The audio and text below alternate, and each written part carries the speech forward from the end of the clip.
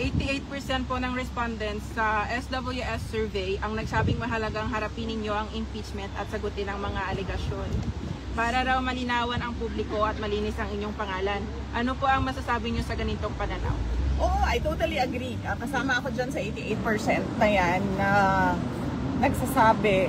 At ako ay parang thankful sa opportunity na malinis yung pangalan ko at masagot yung mga akusasyon sa akin.